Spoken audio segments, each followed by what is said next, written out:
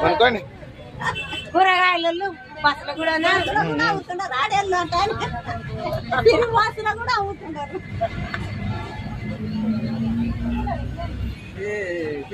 ఇస్తాడు మీకు మళ్ళీ రేపు కూడా అయితే